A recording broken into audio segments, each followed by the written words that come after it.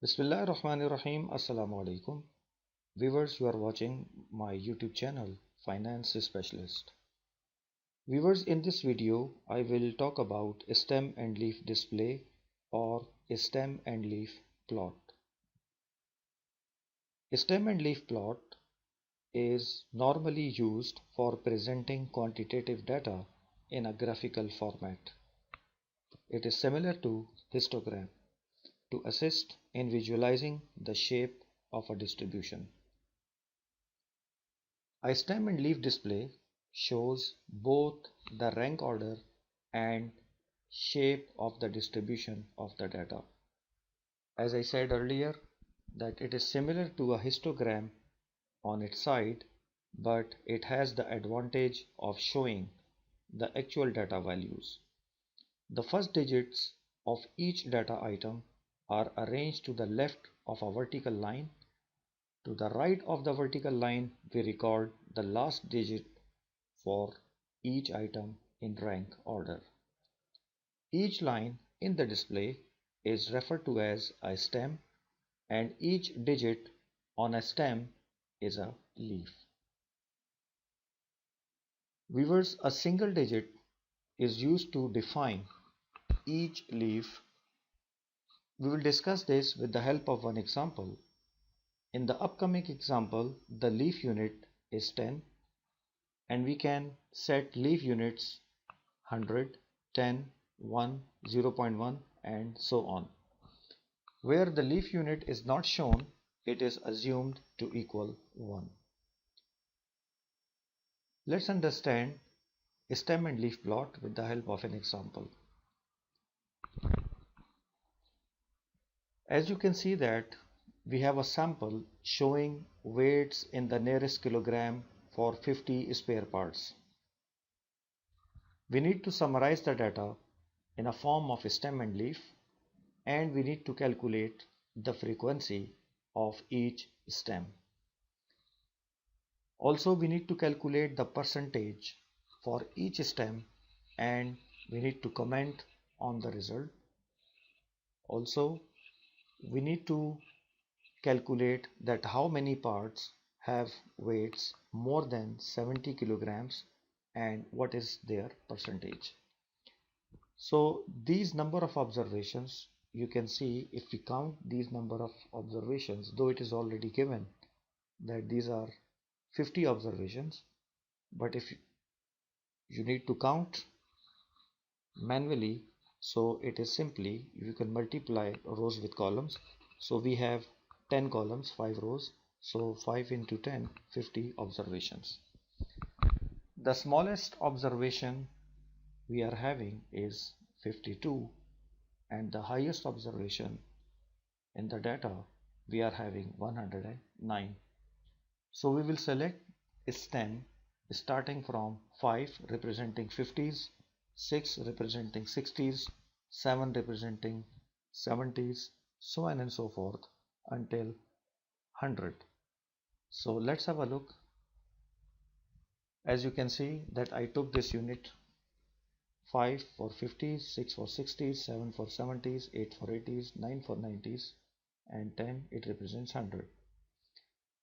I'll go back to the data and we'll see that which of the numbers are falling in 50s. So here we can see clearly that we have two numbers. Number 1 is the 52 and number 2 is 57, meaning when I need to record here, so I will write here 2 for 52 and 7 for 57. The same thing I will repeat for the numbers which are falling in the stem of 60s, 70s, 80s, 90s and 100 respectively.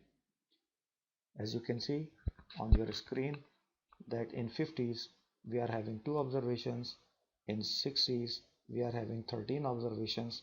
This count, it is representing the frequency.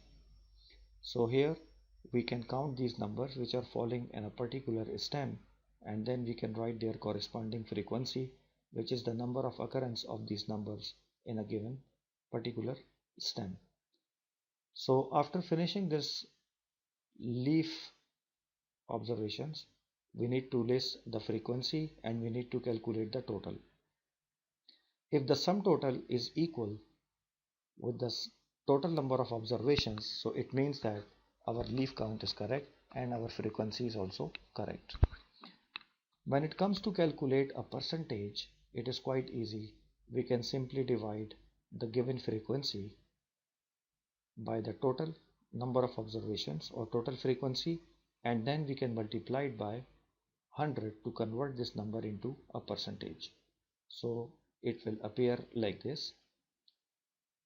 When it comes to make a comment, so any comment we can make over here, that the highest frequency, which is 32%, it is observed in the range of 70s, I mean in the stem of 70s.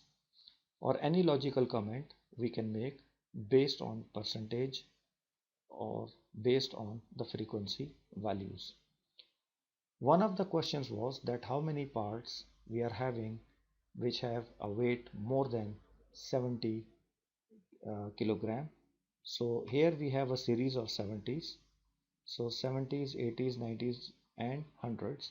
So we will count this frequency which is showing the number more than 70. So here it comes 16, and then we have 7 and then 5. So if we add all these values together, so this will give us a total 35. Like 16 and 7, it will be 23, and 23 and 7, it will be 30, and 5 35. So there are 35 parts which have a weight more than 70 kilogram. To convert this into a percentage, so simply we can divide 35 by 50, so it will give us 70%. So we can say that 70% parts are having weight more than 70 kilogram. Viewers, one more thing which was not asked in the previous this question, I have simply added one more concept to it, which is called as a cumulative frequency and relative frequency. Here this stem and leaf and frequency, it is same. The new column which I have added is cumulative frequency. So how to calculate cumulative frequency? The first value of a frequency, it will come as it is, and then the subsequent frequency we will have to add in the cumulative frequency column. So you can see that 2 will come as it is, then 2 plus 13 will give us 15, 15 plus 16 will give us 31, 31 plus 7 will give us 38, 38 plus 7 will give us 45, 45 plus 5 it will give us 50. So the last item of cumulative frequency, it should match with the total frequency. Similarly, in the previous table we have calculated percentages directly, but before reaching out to the percentage, we have another concept called relative frequency. So relative frequency is basically the frequency divided by total frequency without multiplying 100.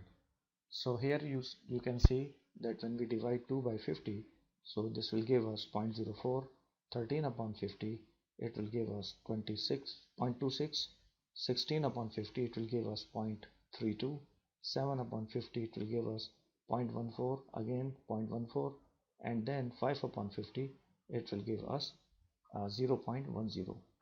To convert relative frequency, we need to multiply relative frequency by 100, so then we will get the percentages.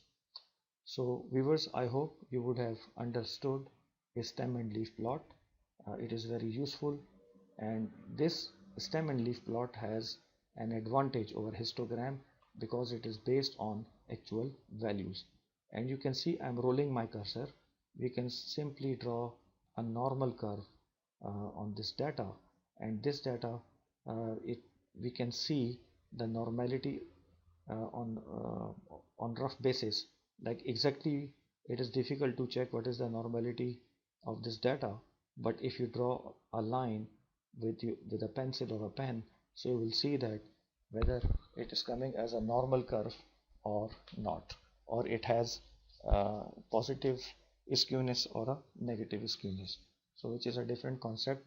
You can find this skewness related discussion in my videos which I've already uploaded on my channel. So thank you for watching. New viewers are requested to like, share and subscribe to this channel by clicking on subscribe button and press the bell icon so that you will be notified for upcoming videos. Share your thoughts, suggestions in the comment section. Stay blessed. Thank you very much.